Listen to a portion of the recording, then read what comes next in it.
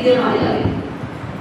আল্লাহর রাসূল সাল্লাল্লাহু আলাইহি সাল্লাম কিছু খেয়ে সহিহ বুখারী হাদিস নম্বর 958 যে আল্লাহর রাসূল সাল্লাল্লাহু আলাইহি সাল্লাম ঈদের দিন খেজুর তিনটি খেজুর খেয়ে ঈদের মাঠে যেতেন। অতএব আপনি ঈদের দিন খেজুর হোক অথবা অন্য কিছু খেয়ে তারপর ঈদের মাঠে যাবেন।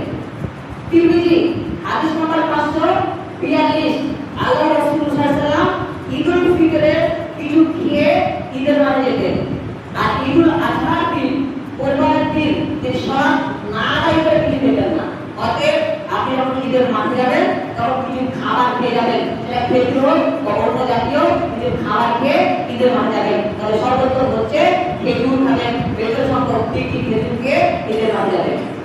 নাম্বার 7, আপনি যখন ঈদের মাঠে যাবেন যাওয়ার সময় রাস্তা পরিবর্তন করবেন।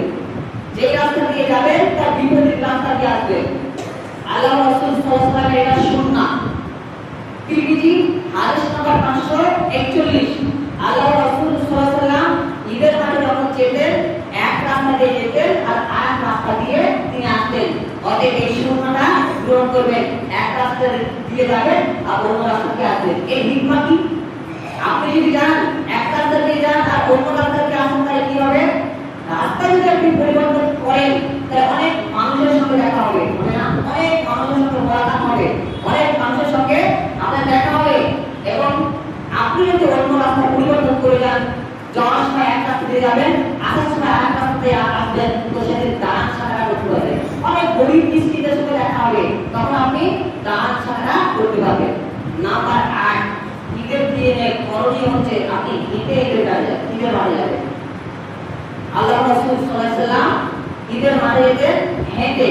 ইবনে মাজাহ হাদিস নম্বর 1258 আপনি যখন ঈদের মাঠে যাবেন হেঁটে যাবেন, জরুরি প্রয়োজন ছাড়া।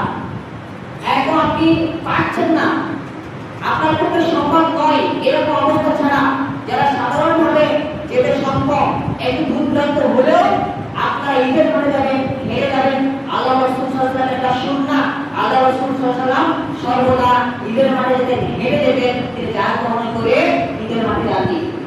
নাম্বার 9, ঈদুল ফিতরের করণীয় হচ্ছে ফাঁকা মাঠে খোলা জায়গায় ঈদের সময় আদায় করা। আপনি ঈদের সময় আদায় করবেন খোলা জায়গায়, ফাঁকা জায়গায়।